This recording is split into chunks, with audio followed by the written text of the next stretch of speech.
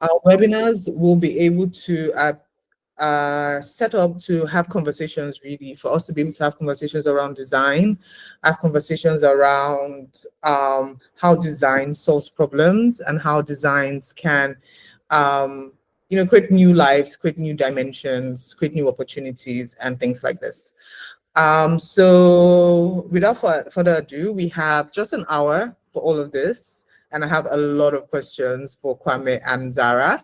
A big thank you to Zahra for joining us. I hope we get to do another one in person, and we can all be there, and we can all really talk about, design, creativity, and, the intersection of all of that, right? So now, Zahra is an art curator. She also used to, I don't know if you still do the realtor thing, but back when I first met Zahra, she flipped houses and they were so cool. This was like 2019, 2020 in Accra. And, I was like, how do you manage to do this in this country with the craziness that exists? But, she's had a great experience doing things like this over here. And Kwame is also the lead architect at the DWG, is also the CEO and co-founder and studio lead, amongst other things. The brain behind 90% of the designs that you see is from Kwame.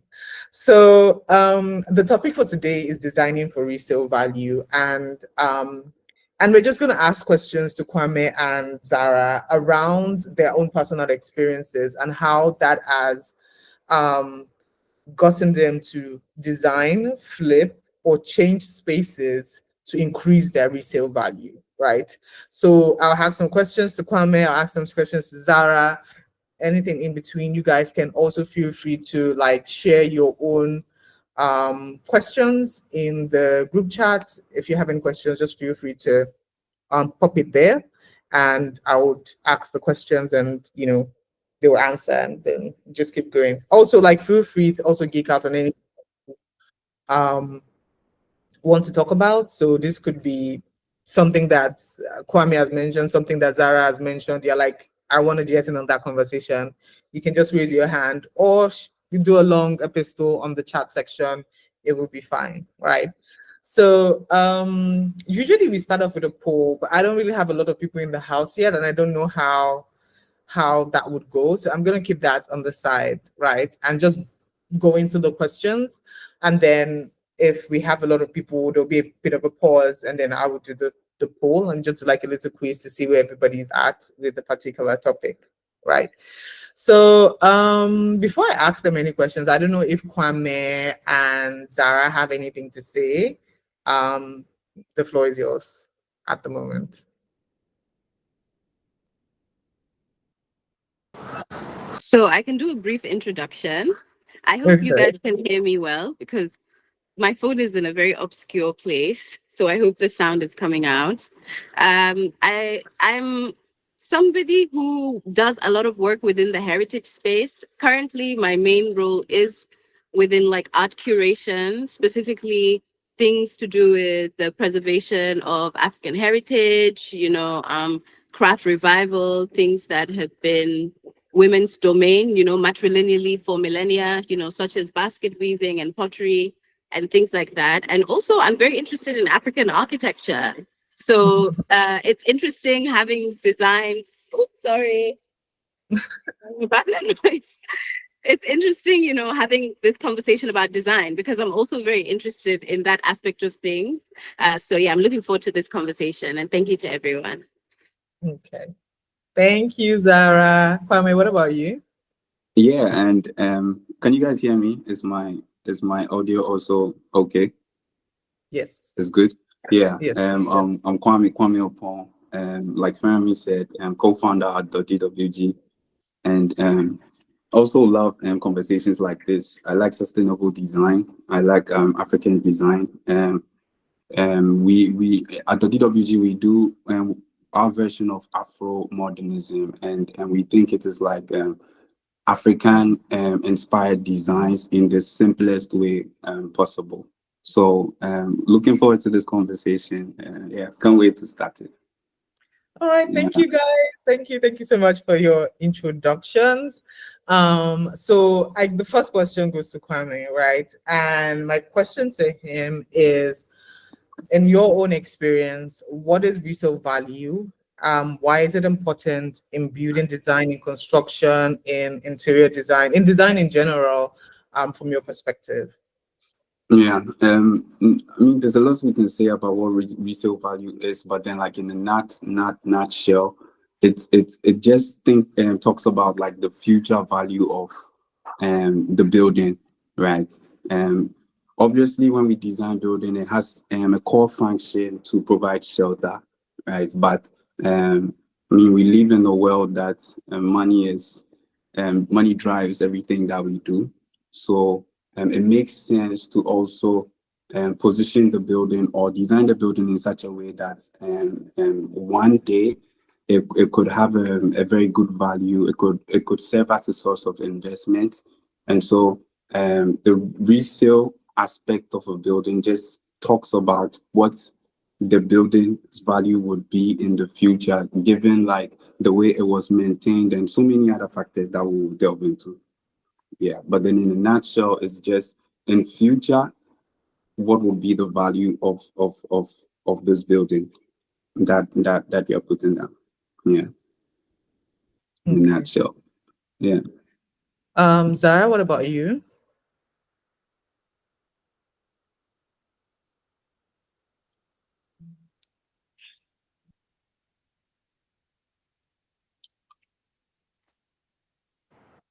Hello. We Yes, hear you. we can hear you now. Sorry, guys.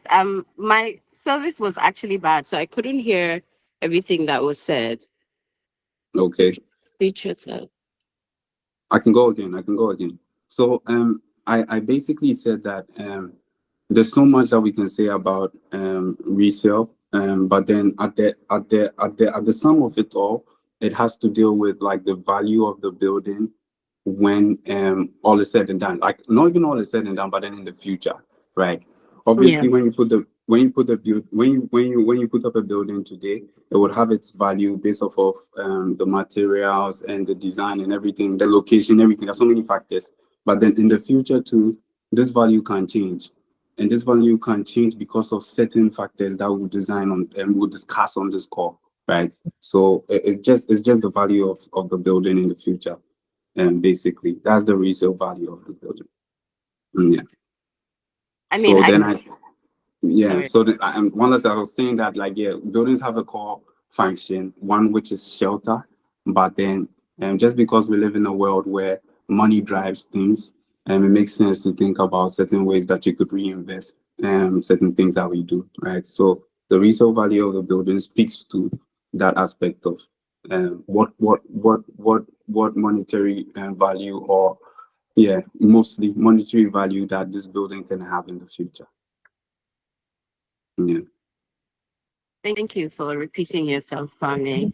that's all right. Yeah, and I completely agree with what you're saying. It is just the value of the building, but I think other things also add value to something. So it could be like location, especially, like these days you can see that they can, especially in Accra, they can charge for crazy amount of something just because of the Based location. where it is.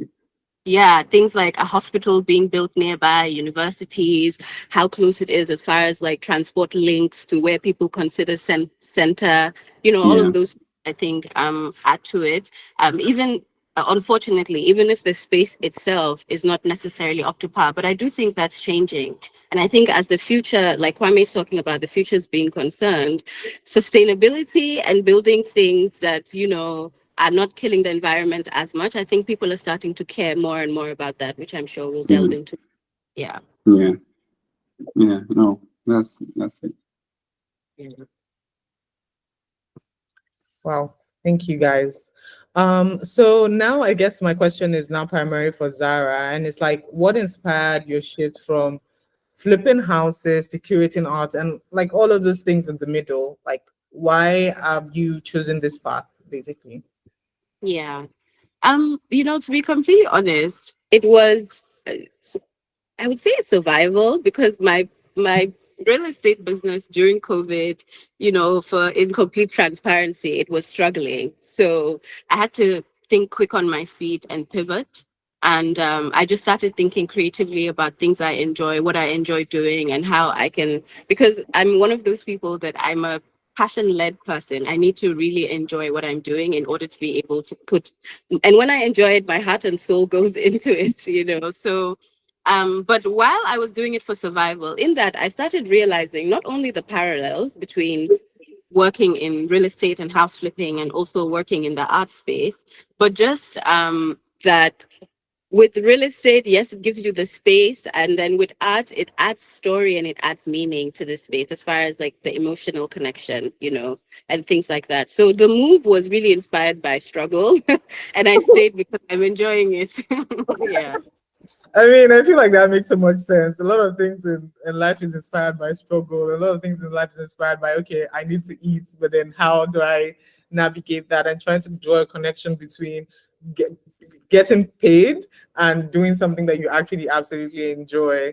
Exactly. Okay, that's cool. I mean, so this now segues to my question for Kwame, which is one of the main things at the DWG is sustainability, right?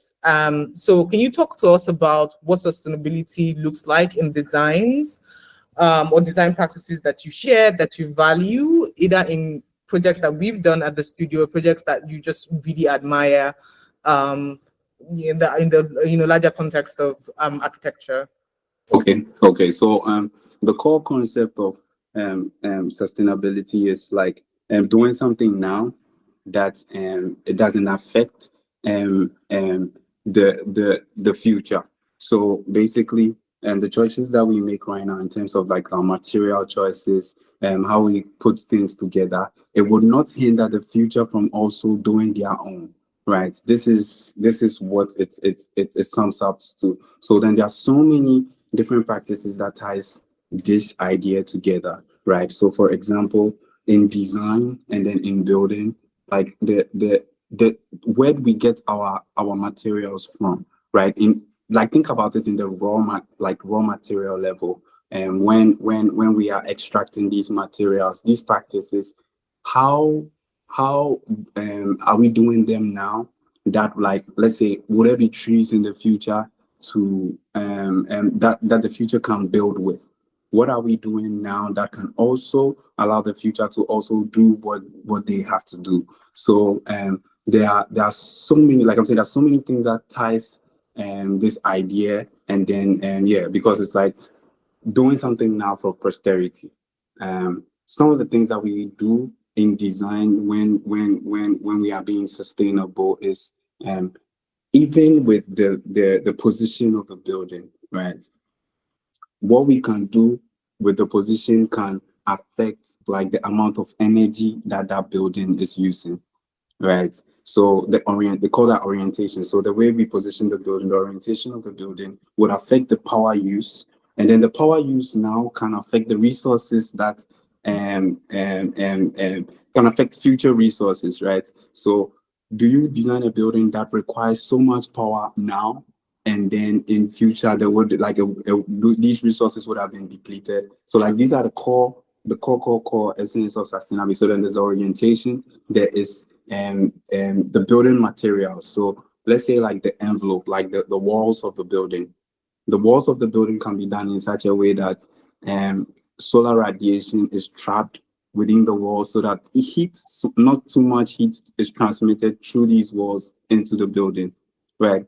And so the thickness of the walls, the material that was used for the walls. So for example, if you use laterite as against the blocks that we use commonly, it can affect the heat transfer. The heat transfer in the building can affect the power use of the building.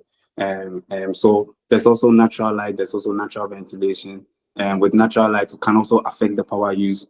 Artificial ventilation can also affect power use. So this is basically like sustainability. But then it trickles down into their practices. Another important thing is like the practices of users after this building is completed also ties down to these power use and how resources can be depleted for future, right? So does the building allow certain practices? For example, there was this interesting sink that wasn't using like tap water, but then it was recycling the water, right? So then the whole sink was like, the sink in the kitchen was like a stream. Water passes through, and then it goes back outside, and then it's filtered, and then it comes back inside. Now, a practice like that is not going to use new energy to get water, which would affect the future. So it's saving. Yeah, present generation is using resources now that allows the future to also have chance to some resources. So yeah, I mean, there's so many things that I can keep saying, but yeah. Okay, okay. Yeah. Okay. Mm. Okay. So I think so, Zahra, now you from your own perspective, right? You just talked about cultural heritage and all of these things. Now, considering your experience in both real estate and art and all the things in between, how do you curate or design with cultural sustainability in mind? Wow, that's a good question. I mean, I've been thinking more about stories. So I'm even, the time that you had seen, even some of the Airbnbs, that I had come up with, I would always wonder, where's this wood coming from? Like, who are the people behind this set thing? I mostly because I was quite impressed maybe by some of like the artisanal things. And in that space, there weren't even as much artisanal elements. But when I started traveling outside Accra, I started realizing that wow, these are the people who work on these things. They have their stories. There's so many things that we used to do before that I think, honestly, I personally think there's nothing more luxurious and elegant and uppity as something that's handmade and unique, a labor of love. You cannot compare it to a machine. To me, it's actually crazy to even think about the comparison between the two. And these are things that we as Africans, it's like inherent within us. Like our great grandfather taught this person how to make this, how to make that. And these buildings stand the test of time, even though we think, and I also started thinking, sorry, about building in harmony with your environment. And I think sometimes in Africa, we build just because it looks beautiful, or maybe to the Western world, because I go to Bulga, I see aluminium roofs, and I'm like, aluminium roofs in Bulga? Like in the north? So I started thinking about where I am, the environment with which I'm in, the land I'm inhabiting, and the people that govern that. Because I also think that emotionally or energetically, it might sound a bit woo-woo, but I think this all affects the space. So yeah, that's my answer. I mean, that makes sense. I was watching Antonia Gordon. I mean, God rest in peace. But like, there was a show that he did in Japan, Osinakawa, something like this. I can't remember how it's pronounced. And they were just talking about the culture and the way that the culture is preserved in that environment, right? Where it's in the food that they eat. They, not that they don't embrace like new technology or new things, but like they try to stay rooted in those things that would I say defines them as a people in a way. And I feel like that's not something that we saw a lot, at least in the last 20, 30 years in this part of the world. But I feel like there are a lot more creatives who are trying to tap back into those elements and trying to say, okay, it could be for aesthetics, to be honest, but there's still some people trying to tap back into those spaces. Okay, so I guess my next question is to Kwame, and it's about examples of buildings you feel were built with resale value in mind. Your designs, somebody else's designs, anything in between of that. You can like tell us, like, what are the things that you absolutely love?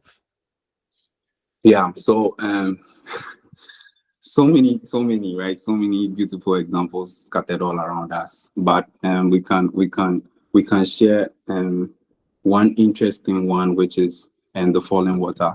So can you Okay, yeah. Okay, let me share that. Falling Water by Frank Lloyd Wright. right? I mean that I can give so many examples, even African examples. I'm not doing that because this there's something beautiful about this one. I wish we could do a poll where we could ask everybody Okay. how when like how old do they think this building is? Like when was it built? Okay, let me do a poll and Yeah. see what everybody says. But maybe even the responses and the discussions can bring out. But yeah, yeah. Okay. If we could get that feedback, like if everybody could even type something, Yeah. something funny. So just gonna put it on the chat and like, like people can share the what's it called? Um Okay. 20 years, 50 years, like what do you guys think? Yeah. So Just type your response in the text. yeah, or even yeah. I mean, you just think about it in your own head because I'm sure maybe the things I would say would eventually spill out the answer. But this is a there's this. Do you have an image of this? Because I think the image will show the falling water even more. Um so Or maybe there's like a view with. let me just give me a moment. Let me stop sharing for a second and restart. So yeah, I mean, whilst we get it ready, like it's like how old do we think that building is? Because it defines resale value. It really does. Okay. Somebody is almost 100 years old. Nice. Um, any other thoughts? Any other guesses? Yeah, because this could fit this is so modern. It looks like anything from 2000, 2010, and it looks like anything being done now. But okay, so and just so we continue because we might not have so much time. This building was commissioned in 1930 something, right? And it goes to say about this resale value because everything that went on in the design of the building speaks to the value that it has now. In summary, the people who the owners of the building don't even own the building anymore. Like the state of Pennsylvania had to take it from them because it became a marvel, right? The building was designed not to look at the waterfall, but then to experience the waterfall. So instead of positioning the building by in front or something like most people would have done, and then like let's say when you come out of the bathroom or when you come out of your room or when you're even in your room, you could see the waterfall, and then the architect decided to put the building across the waterfall, which speaks of fishing. And this is one thing that like can really influence like the resale value. Like to do something that like it becomes a marvel to the extent that the state takes it from you, and then everybody else could now come and then enjoy it is something that is beautiful, right? This is one very good example. The choice of material and the way it was done. And right now, an interesting fact is that just due to maintenance, maybe there'll be some parts that's falling off because it's a very old building. But then it also shows us how maintenance is important in affecting like the resale value of a property, right? So Frank Lloyd Wright designed this masterpiece, which is standing even till now, and it's a very old building. Maybe it's like even like 80 years or 85, something around that number. Yeah, and it's one very good example, I could say, because look at the buildings when we even look in Accra or even in our local cityscapes. and then we look at the buildings that come up, buildings that were done, even 10 years ago, as against the buildings that were built, the colonial buildings, we all tend to admire these colonial buildings and then the design choices because it had vision, the choice of materials were more interesting, it speaks to our culture even more, and that is what resale value is always about, right? Yeah. I mean, I feel like that makes so much sense because if you were asked to buy like an old designed building, right? At least for me, I've always wanted to buy like an old building and bring it back to life, right? I've always felt like I would much rather spend my money restoring an old building and making sure that the key elements of it still exist than buying a new build elsewhere. So I guess they also build things to last, right? And I Yeah. guess my question, just looking at Falling Water now, is what do you think are the elements that they infused in this building so that it would last this long? So even look at the colors, right? These colors are called earth tones, isn't it? Like they just look like they belong to where it is. The greens contrast the browns. The browns are just like the rocks. The rock cladding on the building is just mimics the rocks. It looks like it fits there, even when you look at this shot, right? And so, like I said, the choice of material, the design vision, everything that goes into, like Zara said, even the location, right? And this is one majestic location for a building. And what is interesting for me is the vision aspect, where 99% everybody would have positioned the building so that you see the waterfall. Like everybody would have done that, right? But um, um, um, when you hire a good architects and good designers and good professionals for your things, like the way they think about it is just not going to be like how everybody else would think about. And that is how you could get something that the resale value could be enormous just based off of the vision alone. Do you get? That makes sense. That makes sense. Okay. Is there any other example you want to share, or this is it? I mean, any Francis Carey building will pass for something with amazing resale value. Francis Carey is a Burkina architect, Burkina Bay architect, right? From little beginnings, but then the whole village came together, supported his education, and then right now, yeah, and this is our design. This is it's an autistic resource center. I think somebody asked the question in the chat. I was trying to read it, but it went away. It's But there. then this is our, yeah, okay. Okay. The person asks, Rashid Al-San asks, did the building last so long because of the quality of original construction, or was it because of active maintenance over the years? Both. Even with with that building, even with the there was this controversy with the engineering. Everybody was like it would not stand even in 10 years, it would fall, blah blah blah. But then the architect and then the engineering team knew exactly what they were doing, and then they said it would, and then it still does. So then after the building, after all these years, then the maintenance comes in place. But then if we read about falling rota in 2025 right now, we might see articles about it's falling or some parts are breaking off, and that would speak to the maintenance culture, right? And who funds the maintenance? That will be an issue. If people are not going to the historic, because it's a historic site now, if people are not going as much, then there'll be little funds for building conservation, right? Even if we see locally in Ghana, I can use that as an example.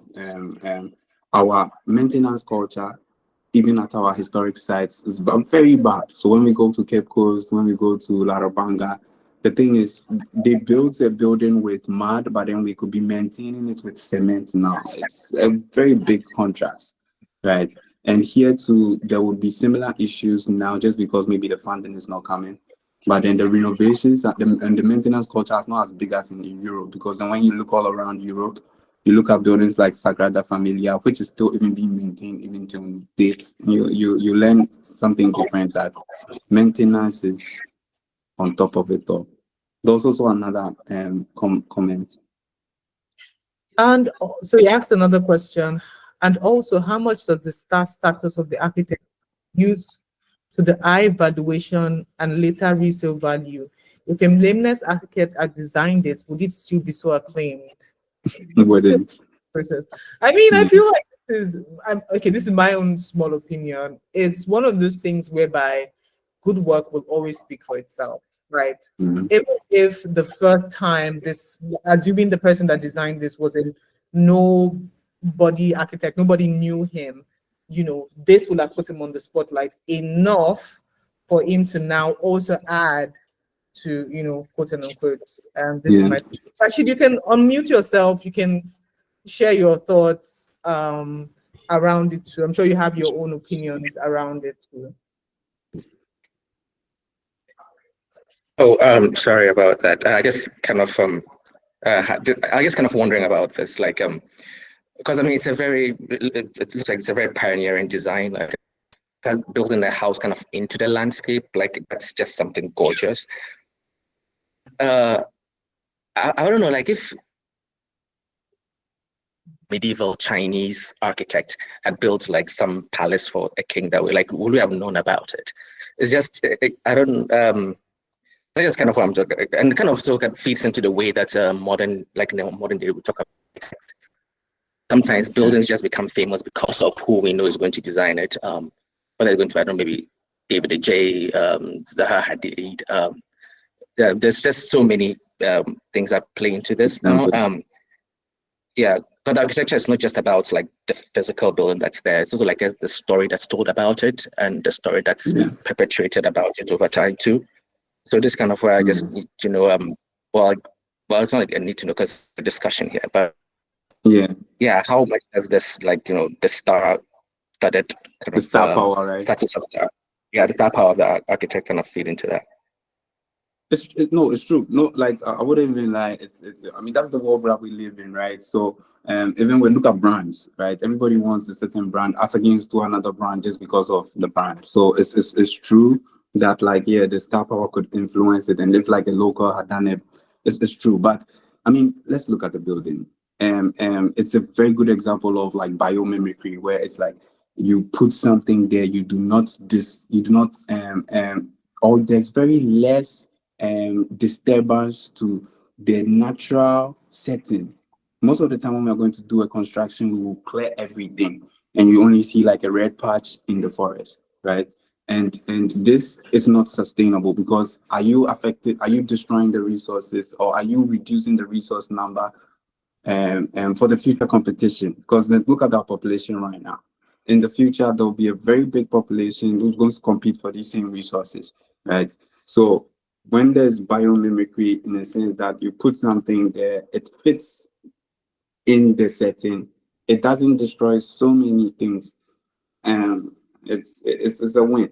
It adds to the resale value at the end of the day. But like we are saying, the maintenance culture and then other things also increase all of this. I mean, Zahra, what do you also think based off of Rashid's question? So I believe Rashid's first question was specifically about had also touched on whether maintenance plays a big factor, and I think the simple answer to that would be a yes. Especially, I know Faye, you had mentioned wanting to do up like an old building as opposed to maybe just getting something new. And one of the things that come with that, or one of the issues that come with that, is actually the maintenance of that, like, constantly, especially because nowadays, knowledge regarding old buildings is becoming more and more obsolete. And the builders that we have over here, they tend to think they know more than everybody and will just build as they please. And sometimes you don't realize what's going on until maybe years down the line is when you start having issues with your walls or the flooring. So I think having an understanding, like, I mean, people like Francis Carey, David Ajay, etc., they of course have like a wealth of knowledge pertaining to such buildings because it is their expertise, right? But definitely, I think more knowledge as far as maintenance is concerned from the owners as well as maybe the builders. I think definitely because sometimes it's like, yes, you can resale and everything like that, but like I'm saying, issues might come up as time goes on. So yeah, definitely, that's what I would say. Okay, that makes sense. I don't know. I feel like I'm referencing Japan a lot, but they do value these things, right? So they were making a road and they literally transported the trees to another location. I feel like in our own parts of the world, if there's a tree on the road they are going to make, that is gone. It's being Yeah. cut down. They Yeah. literally, there was an entire contraption. You see, they brought out the core of the roots, they dug deep and used the crane to lift it up. And I was Wow. like, this is definitely not something that anybody here is even remotely interested in, at all. Yeah. Yeah. I mean that makes sense. So Kwame, I know there's also another picture here about Albert Haven. So do you want to talk to us a little bit about some of the elements you put into Yeah, this we put concept in this one. Yeah. that So ensures that this is also designed for future opportunities yeah, outside of what was primarily built for? Yeah. yeah. So it's yes, it's adaptable. Like the spaces are adaptable because it's a resource. It's an autistic resource center right now. But then just based off of how we did the space, the orientation to speaks of it being sustainable because the circular nature would help like distribute heat evenly. And the choice of material is common to the site in which the building would be placed. There are a lot of bamboos all around that site. There's teak that could be used in the construction. But then when you're doing these things, then you think of your own afforestation practices, right?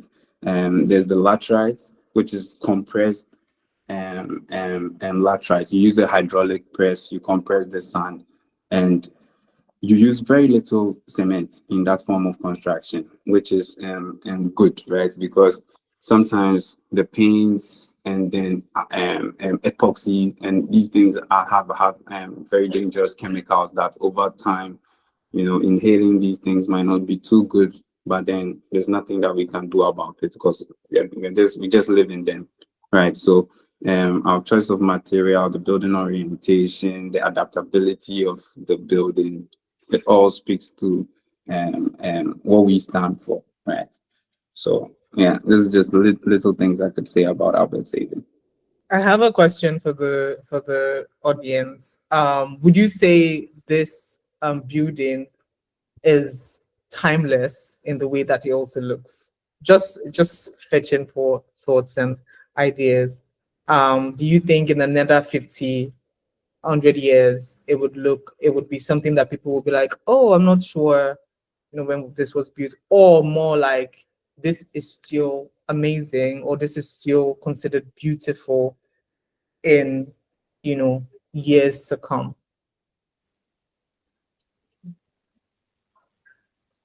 Anyways, you can share your thoughts on the chat section. So Zara, so I want to go a little bit into staging, right? Now, from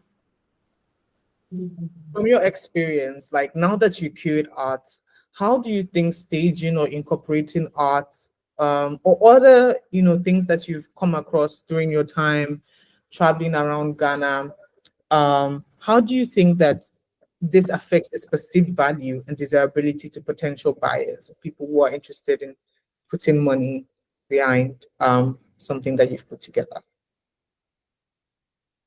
That's a great question, Fermi. Thank you. Because it really does affect resale value.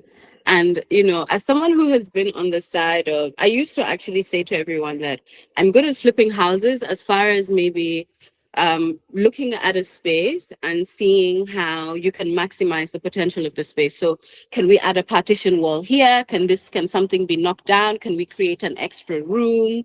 Can we, something, can we have two rooms instead of one? Can there be this? Can there be that? I think I always used to say I'm good at looking at the business side of a building, but not so much the interior side.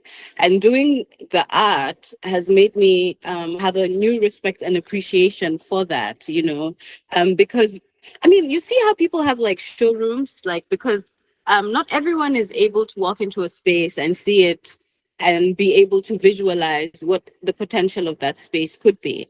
And I think with incorporating art and everything, it brings that to life. It helps the person connect emotionally because of the stories, that are being told through the art pieces.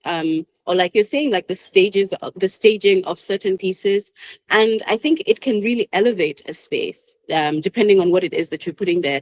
It can really elevate the value of a space. And you could walk into a space with no art, or no any artisanal elements or something like that, then walk back in and it looks like you're in a completely new space, completely new environment. You can walk into spaces and forget you're even in Ghana, And I think that's all to do with what is being done internally within that space. So yeah, that's what I would say.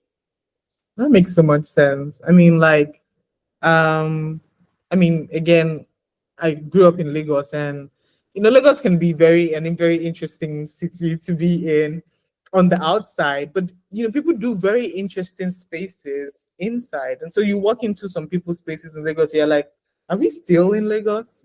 Yeah. Is this in Lagos?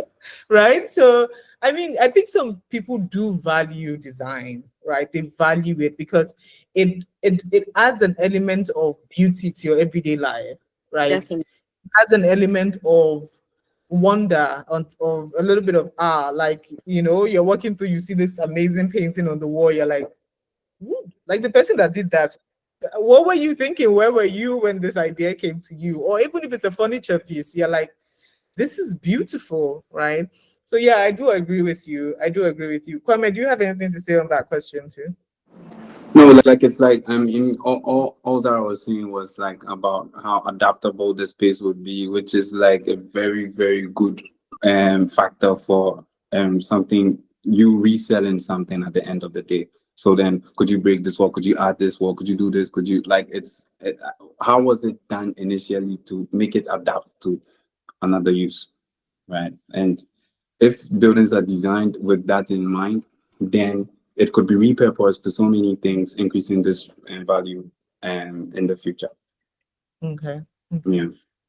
Before I go to my next couple of questions, does sometimes Kwame mentioned how natural light or just lighting and positioning can add to maybe helping as far as energy efficiency and sustainability is concerned, but it also helps even in terms of resale value, just because adding certain elements of light within a space can really change the face of a space, and just minor incorporations like flooring. I think flooring is usually very important to buyers, and over here we have fantastic wood, I mean, it doesn't have to be wood, but just as an example. So some of those things really elevate and help as far as resale value is concerned too.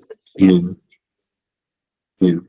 I mean, I guess from your own point of view, is sourcing some of these things difficult or hard? This is just a segue into what the sourcing culture in this part of the world looks like from your own perspective. Sourcing materials or sourcing what? Materials, like she said, for instance, wood, right? If you're trying to find, if you want to do wood flooring, it's like how easy it is to find the good type, These because some materials. go into the spaces that was nice when they did it. 3-4 years down the line, you're looking around and you're like, what happened here, right? And I think sometimes it's the materials not just the fact that it was poorly maintained, it's also like the quality of materials that was used and how that material has been, supposed to last. Do you get? So that's why that question. That's why you said, and if we go like, see, when we go to the market, we buy what has been brought to the market, and this is for like, I'm giving an example, like let's say tiles, right? Let's say I walk in the shop, I'm buying what like was brought in the market because maybe I don't have a big budget to go export my own. Right, from experience, there we are very limited in this side of the world with what we receive, even with the grades of what we receive. Right, when you go to the natural materials, we do very good ply. For example, we do very good plywood in Ghana, in Kumasi, but then they will export all these plywood as soon as it's done because it already has so many buyers, and then the plywoods that is left in town to be bought by everybody else. You see that these plywoods are being used for things that we don't regard, right? But then ply on its own is beautiful, and in other countries they use ply for everything else, right? So it goes to say it's what is available, and then it's what the budgets will allow, and that would influence what is being sourced. And also because we know that when we source good things and then when we find all these beautiful things, then the value, because it's true, if you walk in a building right now and then one has a tile floor and one has a wooden floor, you'll be very interested in the wooden one, if like just because it's like even the acoustics, like when you're walking on it, the way it feels under your feet, or like you might I'm not saying everybody would, but then I can understand why people would want the wood, and it speaks of how materials influence this value of the building in time, right? Yeah. Zahra, what about you? So I would say that sourcing those has become relatively easy now, but in the beginning it definitely wasn't. So, maybe 2020, 2021, I think I had a lot of challenges. Just because I think one, finding quality materials. So I dedicated about 2 years, I think, just to finding artisans who I can source from, whether it's in Ghana, I would travel to Togo, I would travel to Burkina, Niger, just to be able to find good workers, because I realized that essentially was the backbone of some of the things I was doing. And as time has gone on, I have my people now, let's say. I people now. So yeah, I would say it's become relatively easy these days, but getting there has not been, whether it's as far as training them to do things according to your quality. Sometimes they're good, but they're not ready on time. Some of the best ones, they would delay you and delay, just certain things like that. So having to find that balance between people who are good, can respect your time. And I've come to realize that something's got to give, you have to pay. I pay a premium. So that's one of the tricks. Even when it comes to my back leaving or whatever it is, I always pay at least 20%, 25% more than what the market value is. And just also building relationships with these people, going there, meeting with them physically, playing with their children. I mean, not as something to be performative for the purpose of, but it's relationship building, right? Because these are essentially what it is that we're doing with one another, So I would say so, yeah. Yeah, I mean, that's very interesting. Kwame always says, you just need to find your people. Yeah. Find your people that you're good to go. It's just finding them that can be very difficult, especially to go into the politics of this. So I'm not going to segue. I'm not going to segue into the politics of it, because I was going to go into some of the trade things that are happening now with Donald Trump and his things and how that is affecting the quality of things that we are shipping out. Maybe with these tariffs, things can stay, right? And we also start to value quality things. But then again, let me not go into but on top of it all, like it's like Zahra is saying, one thing I took is like I pay 20% more, I pay 25% more, and then it's the budget that allows. Do you see? So most of the time the problem is people will, oh, I like this nice thing, but then they don't want to allow like the budget. That's and true. still want the nice. right? And that is where it becomes so. These people would work harder, or would not even.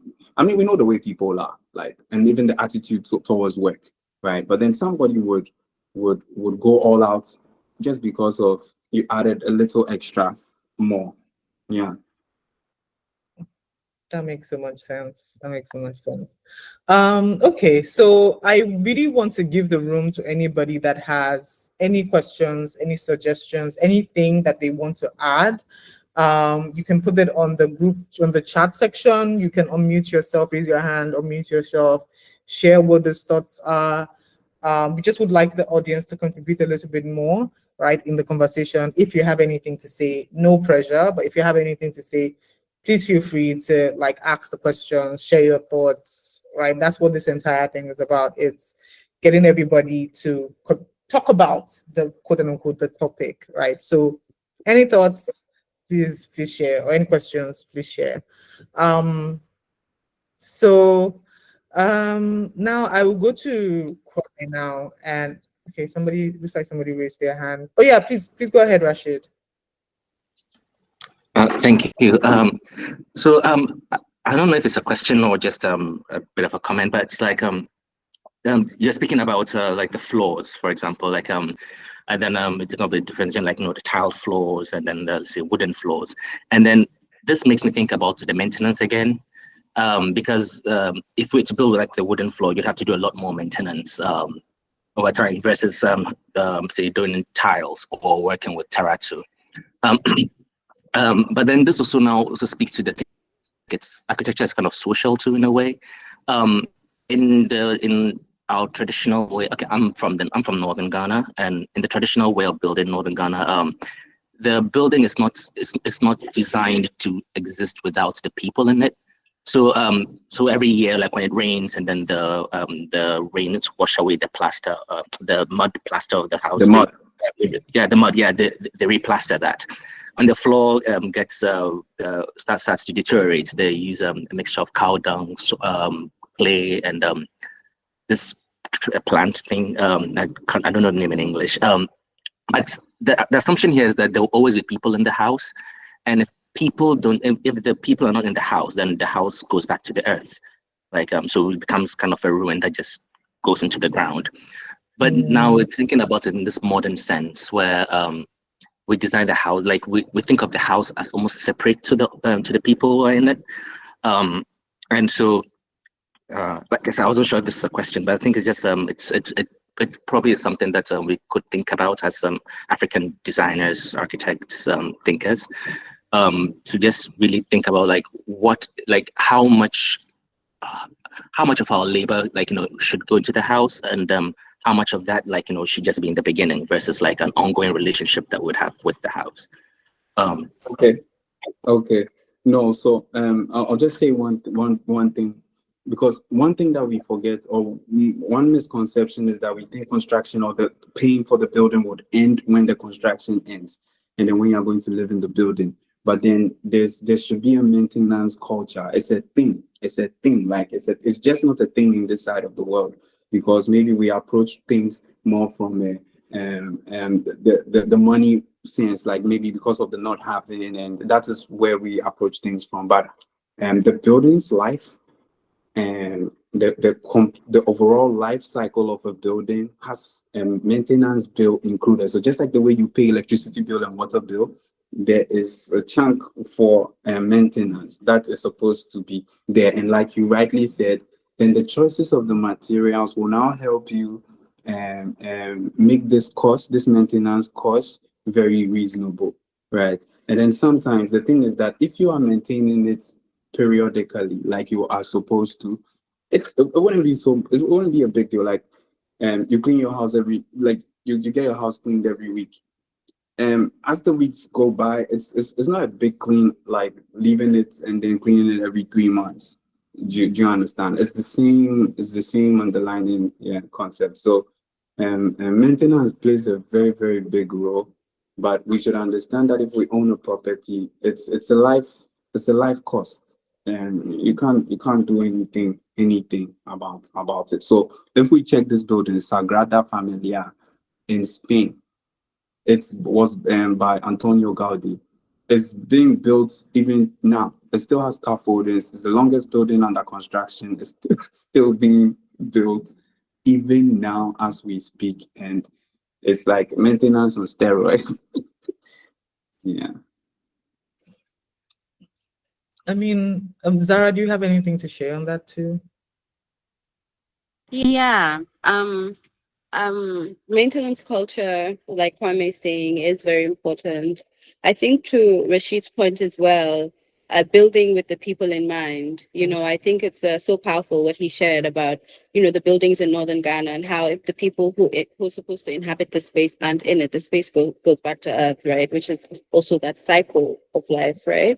That I think is very interesting. And I think it's something perhaps we can think about more as far as when we're building, think about it, bearing the people in mind, even in whether it's in the way, especially in the way that we build, what we're using, what the building requires. I think there's a big, big, big importance to that. So yeah. Yeah. I mean, this brings to mind one of the projects we have at the studio for let's say primary and junior schools. So we are trying to build these schools that as a self-sustaining ecosystem. And Wow. one of the major issues that we developed or we realized when we were thinking about the concept is the maintenance of the buildings, right? So usually the government would come to these rural areas, remote areas, build these buildings and disappear, right? And then for us, it was like, it's not just about building a new building. It's not about restoring the old building. It's about giving them a structure that they can maintain for a long period of time on their own, and adding a maintenance element to the building, right? And that they can understand, say, for instance, when the roof breaks, this is what you do. When the floor does, this is what you do. And like that step-by-step guide reminds me of a movie, Silo, where they have a Bible, and the Bible, have you watched Silo? No, no. Okay. No.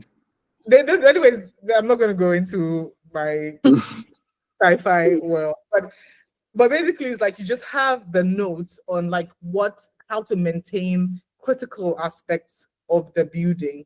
All right. And I mean, it was just something we thought of for this particular project, but the way that Rashid has talked about it sounds to me like something that should be a general thing, right? A Yeah. general thing. Sometimes, like you said, if I wanted to restore a home, somebody would just come and do whatever, right? But imagine if I had a blueprint of what. Oh yes, that is a good show. Yeah, oh, the Kindred Spirit. Okay.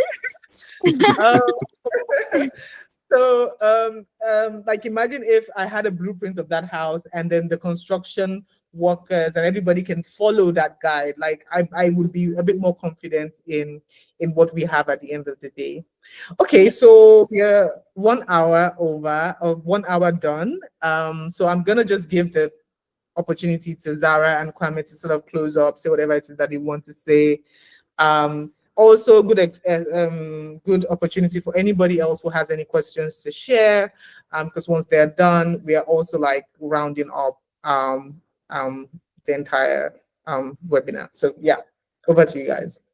Yeah, I was going to Yeah. actually add Okay. on to what you're saying, which is that they do that with other things in these rural areas. Like when they take boreholes there, to give them access to water, they have the people that they train, and they train the community so that once they're gone, the community still knows how to sort out the issues that they have pertaining to the water.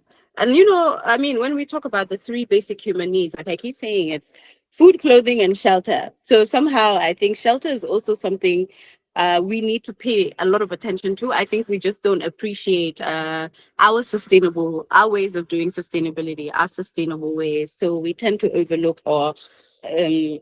at best and look down on, at worst. So, and just to close up, I would say thank you to everybody. Thank you guys. This was like a nice chat. I actually didn't realize it was 5:30 already. So thank you. Thank you to Farami and Kwame. Welcome. We're so glad to have you. Kwame, what about you? Yeah, like I'm going to approach this like an audience, and I had maintenance, right? I had maintenance. I mean, I had so many things, but then maintenance is one of the things that is like it's striking in my head right now. Maintenance culture, even for our own small things, right? It preserves the life, it preserves the resale. People, you slap so many cases and screen guards around the phone with the intention that maybe even one day you could even gift to somebody and it will be amazing, or you could even sell it back and then it could still be amazing, right? And that's the same practices that we should have when we get to the point where we also have our own buildings and things like that, right? So many things could repeat all, but maintenance, maintenance. So yeah, guys, also thank you for joining us. And this was recorded, so we can play it back. Maybe we even do like some short. I don't know, short notes of after snippets. However, we'll try and get it better to make the contents that we got from this, or the information that we got from this, like, live with us even longer. Yes. So Yes. yeah. Thank you guys so much. Thank you, Kwame. Thank you, Zahra. Zahra, I know it was a bit short notice. Hopefully next time we give you a long time. But like the entire point was just to have these conversations, and we're trying to build this community of people who want to have these conversations with us, and we can all share and share our thoughts, share our ideas, share our works, what we do, right? What we've done, how are we solving the problems in our own little corners of the world, and things like this. Final, Zahra, do you want to introduce like your business? Anything you want people to say? Do you want people to, where should they go to hear more about you? We can Yeah. also share. So I mean, the best place would probably be my Instagram. I'm probably even more, sadly, more active on my Instagram than even my own number. Very sad to admit, but that's just the truth. And my Instagram is, I can actually put it on the chat, but it's ZAHRA underscore FAYE underscore underscore. And I have like 2 upcoming shows, one on Friday and one on Saturday. The one on Friday is happening at the Museum of Science and Technology. It's an exhibition about the Homo Festival, which is, happening soon. And it's like a celebration of basically laughing at hunger. And then my other exhibition is around the Mansa Musa production. I don't know if you guys know about the Mansa Musa guys. Yeah. So we have that on the Saturday, just under Sun City Apartments at La Foundation for the Arts. So Okay. yeah, Friday 6 o'clock, Saturday 6:30. Be there, don't be That's square. next week, right? Next week. Yeah, exactly. This coming Friday and Saturday. Okay, Yeah. okay. So Okay. good to see that. Yeah. Yeah, that's good. I mean, I've shared your Instagram on the group chat for anybody wants to check it out. Kwame, do you want to talk about the DWG also? Like, can you? Yes. So okay. So guys, I belong with the DWG with Barami. The DWG, you can find us on social media, on Instagram. We are all over the place over there. One interesting thing that we are doing now, we have a long list of things that are coming up, but I'll just speak of the oval table. The oval table is we are using reclaimed wood to do nice coffee tables, which will be coming very, very, very soon. We are so excited about it. CNC cuts, crazy functionality, very African, very Afro-modern. Yeah, you'll see it soon. You'll see it soon. So I mean, I guess you follow us for any of the updates on that note. yeah. Yeah, but yeah. So I mean, amazing. Everybody's doing amazing stuff. Thank you guys so much. We really appreciate your time, especially on a holiday weekend. But like, I think for the next couple of webinars we'll be doing, the next one is going to be about we're going to speak to Akwesi. Akwesi owns Escape 3 Point, and he lives a sustainable life. And it would just be nice to hear him talk about how he's built this entire community around sustainability, and like to the nitty gritty, Use. what are they drink, to the all of the little details. So yeah, if you're interested in that, also like stick with us, follow us. We'll announce it when the time is right.